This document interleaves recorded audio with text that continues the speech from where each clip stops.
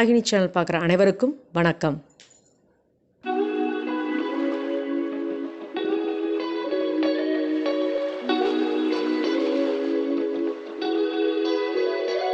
முருங்கைக்கீரை பொரியல் எப்படி பண்ணலாம் அப்படின்னு பார்க்கலாம். அதுக்கு தேவையான பொருட்கள்லாம் முருங்கைக்கீரை ஒரு கப் எடுத்திருக்கேன்.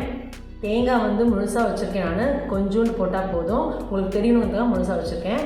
தேவையான உப்பு, வெங்காயம் 1, காரத்துக்கு 4 வரமிளகா, பெருங்காயம் கொஞ்சோண்டு, தாளிக்கிறதுக்காக கடுகு, உளுத்தம்பருப்பு கொஞ்சோண்டு, கடலைப்பருப்பு கொஞ்சோண்டு, அவ்வளோதான். முருங்கைக்கீரை பொரியல் 1 டேபிள் ஸ்பூன் எண்ணெய் ஊற்றிக்கோங்க. கடுகு கொஞ்சோண்டு, உளுத்தம்பருப்பு,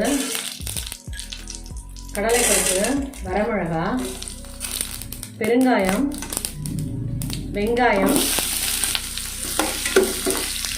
நல்லா ஃப்ரை பண்ணிக்கோங்க. கொஞ்சம் உப்பு போட்டுக்கலாம், இப்போ தான் வெங்காயம் நல்லா வேகும். உப்பு போட்டுக்கோங்க. நல்லா கோல்டன் ப்ரௌனில் வரணும். நல்லா ஃப்ரை ஆகிடுச்சு. இப்போ நான் கீரை போட போகிறேன்.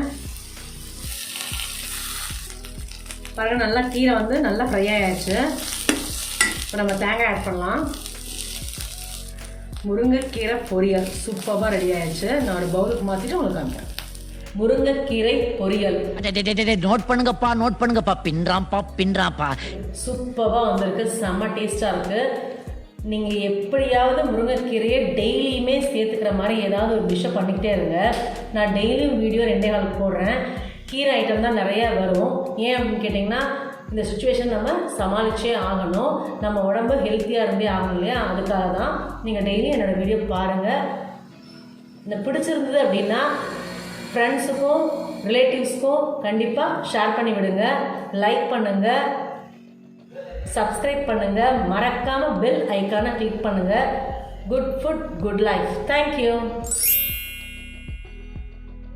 இந்த வராகினி சேனலை பார்க்குற நீங்கள் ஷேர் பண்ணுங்கள், லைக் பண்ணுங்கள், சப்ஸ்கிரைப் பண்ணுங்கள், மறக்காமல் பெல் ஐக்கானை கிளிக் பண்ணிவிடுங்க. இந்த ப்ரோக்ராமை இன்ஸ்டாகிராம்லேயும் டெலகிராம்லேயும் ஃபாலோ பண்ணுங்கள். தேங்க்யூ.